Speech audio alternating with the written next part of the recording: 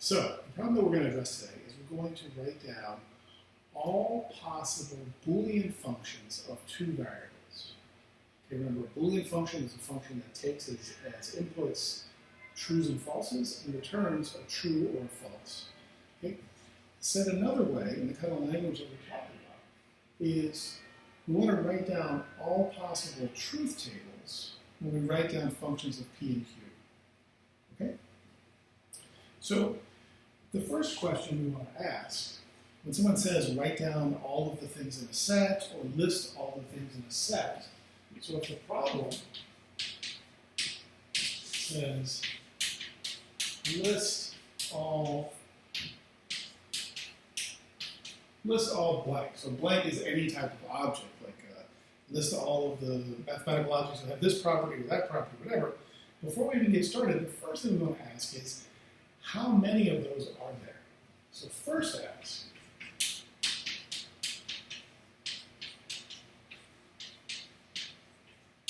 how many? Okay? So the first thing we're going to do to solve this problem is we're going to try to write down, before we try to write down these functions, we're going to try to understand how many of them there are. Okay? So before we do this, this is a little bit of a complicated story. Let's dial it back a bit and talk about Boolean functions of one variable. Let's think about this. So this will be one input variable, and we'll call this variable P, and P can be true or false. Okay? So to specify the function, the Boolean function, we need to tell you what happens when P is true and what happens when P is false. So we're used to writing things like truth tables. So let's go ahead and write this out.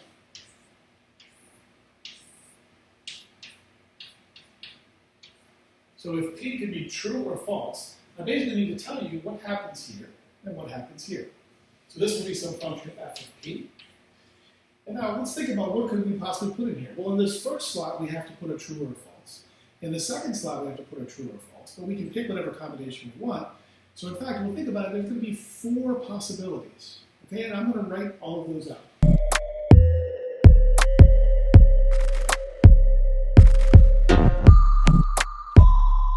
this case, I'm going to write down a function that tells me what to do with true and false. And now let me pick all the different answers. I'll write this in a different color. And think about what the possibilities are. Well, let's just do it alphabetically. By alphabetically, I mean truth comes before false. So there's 4 possibilities, right? We can do true, true. We can do true, false. We can do false, true.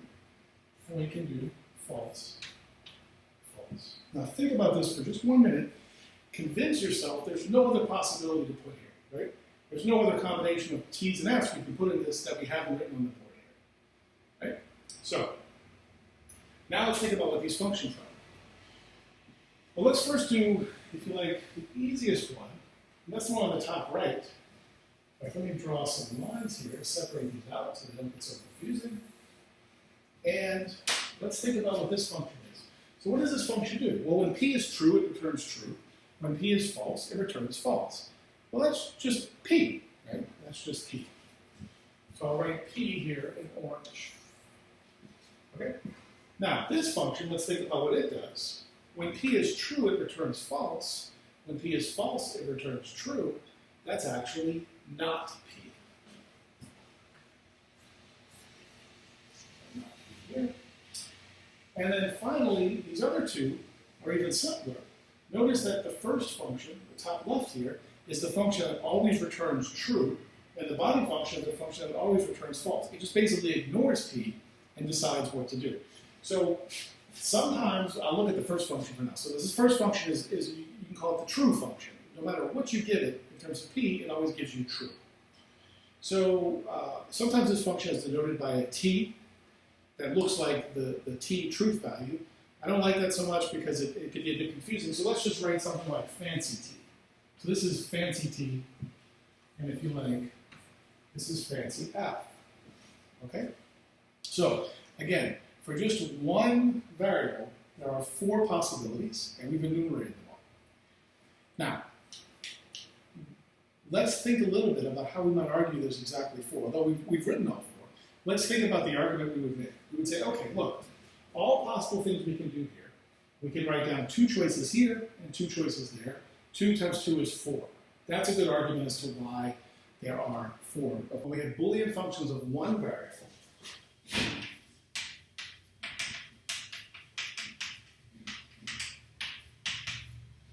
right? Remember we said that there are 4 such functions, and I'll write down what their truth tables did in all.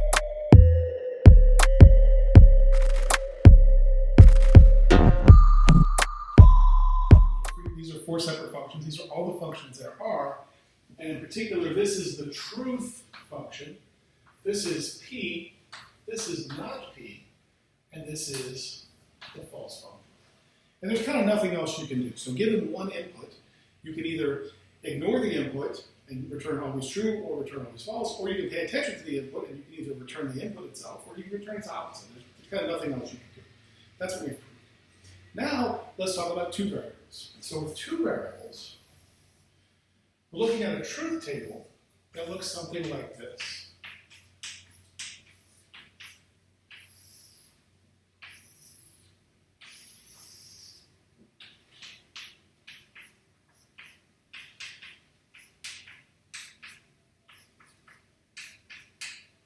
Okay. Now, I'm not going to pick one right now, but I'm just going to think about what could happen. So remember, a truth table of P and Q, right? There's basically 4 possible input values that we can give. We can either give true and true, true and false, false and true, false and false. And now let's think about, without actually picking them, let's just think about what we could put in these spots. So I'll put a circle here. This I could pick true or false, right? So let me put a little 2 here. Just note that I have 2 choices here. Same thing here. I can pick true or false. So I have 2 choices here, 2 choices here, 2 choices here. And every combination of choices is going to be legitimate, right? If you give me any values, T and F I put in here, that's a valid truth table.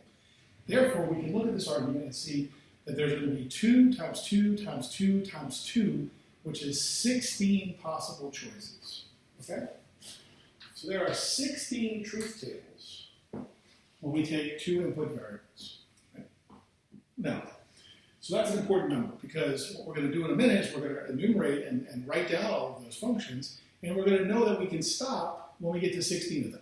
Okay? So more generally, when we have a function from a finite set to a finite set, we can ask how many such functions are there. Okay? So here's a more general case.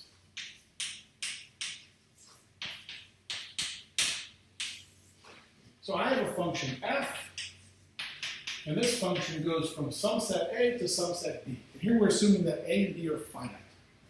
Let me write that down. A and B are finite. And in particular, let me write down the sizes of A and B. So what I'm going to do is I'm going to pick A to be n and B to be m. Okay, so I'm not assuming that A and B have the same size. They could be different sizes, but they're both finite, and we have some specific number here. So how many functions are there? Okay, so let's think this through. Let's think this through carefully. So first of all, A is a finite set. We can name the entries of A however we want, but let's just go ahead and name them A1, A2, A3, all up to AN, right? Because there are n of them by assumption.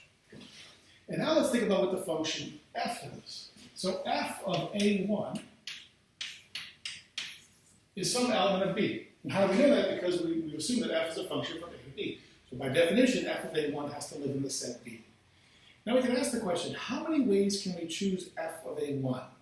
How many possible choices are there? Well, remember, B is size m, so there's in fact m choices here. Right?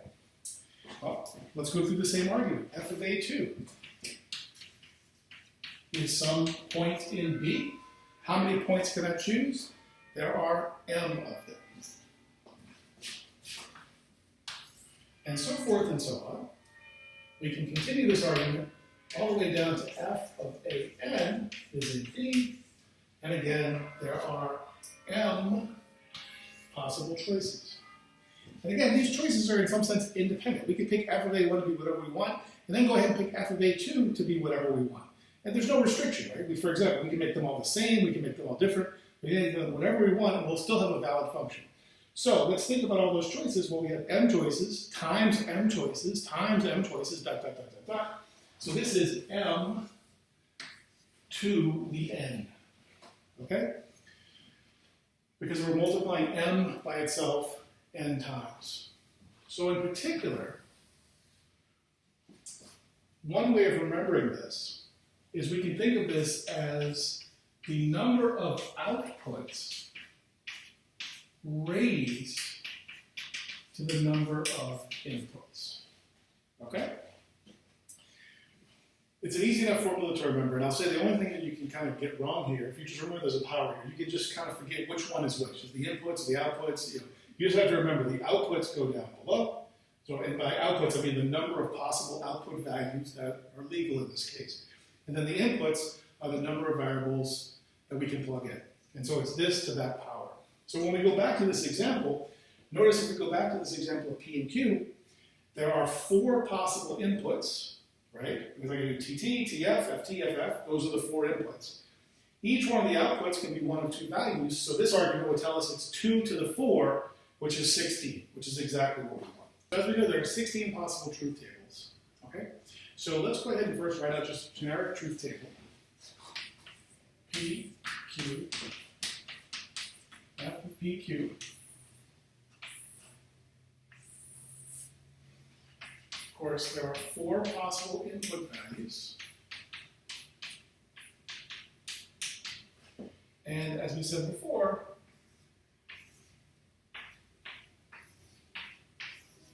we have 2 choices in each of these cases. So let's go ahead and just write out all 16 possible cases.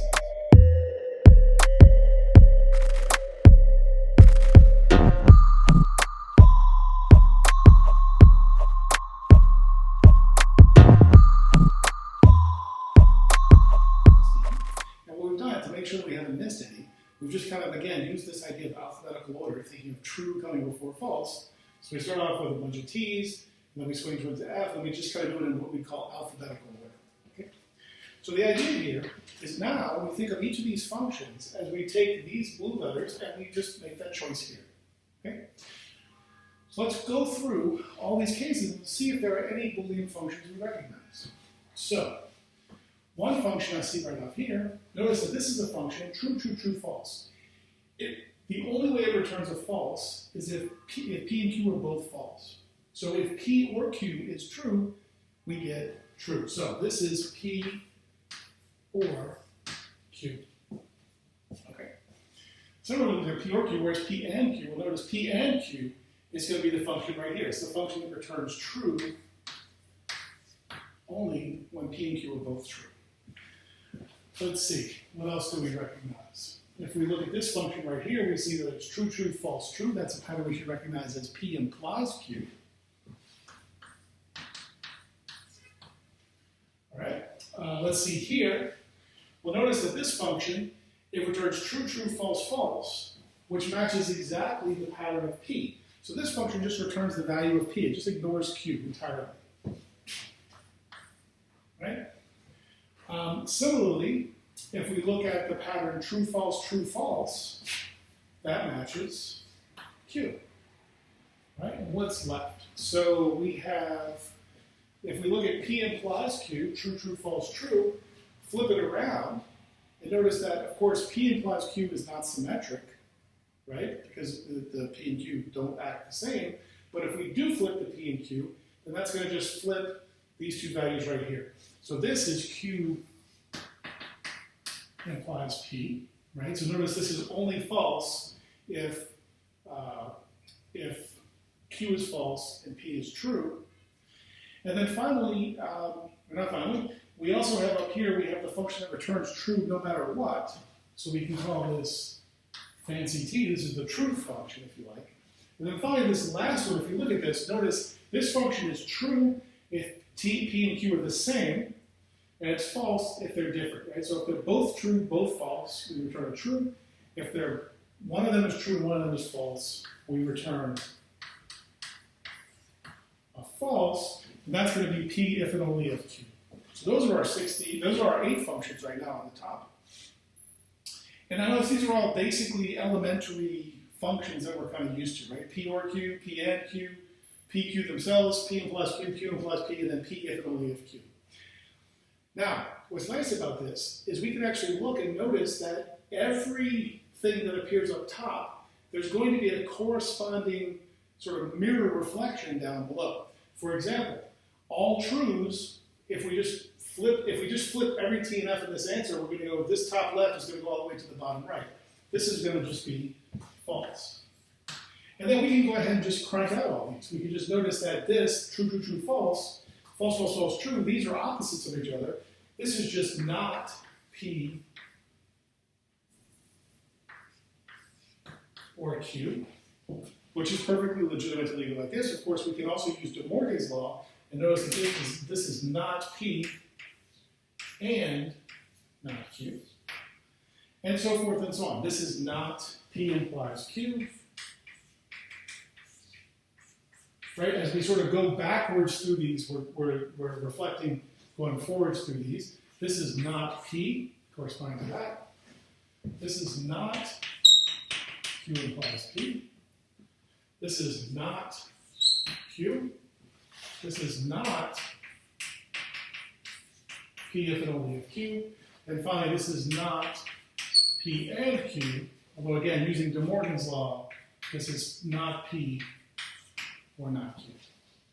Okay, so we've identified all of these functions. There are 16 functions. We've written down all the possibilities, and then we've kind of put them in a relatively elementary form. Remember one last thing. I won't write it all out here, mostly because I don't have the room. But remember that every other function we have here, P implies Q, Q implies P, P if and only if Q, these functions can all be written in a form where we only use ands, ors, or nots. So in fact, everything on this board, we can see just from the way it's written, is that everything can be written in terms of ands, ors, and nots, although in some of these cases, the expression would be rather large. Let me also point out that although these are all formally functions of 2 variables, by definition, we allow P and Q to be inputs, some of these functions don't really pay attention to both P and Q. Notice, for example, this function ignores Q, this function ignores P, and in fact, this function ignores both of them, right? So embedded inside Boolean functions of 2 variables, we also have Boolean functions of 1 variable, or in fact, Boolean functions of no variables. And that's something that happens in functions all the time. If we have a function of a certain number of variables, we're always allowed to ignore some variables and have a function of fewer variables. One last comment / calculation about all of this. So we just now enumerated or listed, or whatever you like, all the Boolean functions of 2 variables. We also, as a warm-up, did all the Boolean functions of 1 variable. So let's think, without actually listing all of them, let's just ask the question, how many Boolean functions are there of, say, 3 variables, 4 variables, 5 variables? Okay? So let's say we have 3 input variables. Okay? And typically what that would mean is we would have 3 Boolean inputs, let's call them P, Q, R, and ask how many possible inputs are there? Well, P can take 2 values, Q can take 2 values, R can take 2 values, right? And if we can think about it, it could be true, true, true, true, true, false, true, false, true, blah, blah. The truth table would have 8 rows. So there are 8 input values. And again, let me just, this is a bit of notation, but people get this confused a lot. 3 input variables means we have a P, a Q, and an R. 8 input values means there's 8 possible values that that triple can take. Okay? 8 input values. Again, a Boolean function, it can only be true or false, it only takes 2 outputs. Remember the formula we talked about earlier. We take the number of outputs raised to the number of inputs. So the number of functions is going to be 2 to the 8, which is 256. So there are 256 truth tables when we have PQR. I'm not going to write all those down. That's going to take a bit of time. But let's generalize this idea a little bit. Okay? Well, notice if we have n input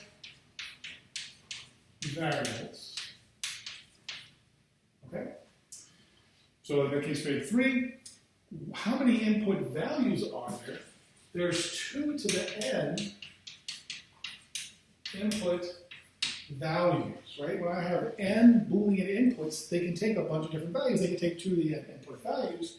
So in fact, remember that's the thing that's going to be in the exponent. So the number of functions is going to be 2 to the 2 to the n. Okay? That's a really crazy number. 2 to the 2 to the n. Or said another way, we go from the top down. We raise 2 to the power n, and then we raise 2 to the power of that number. Okay? That's a really big number.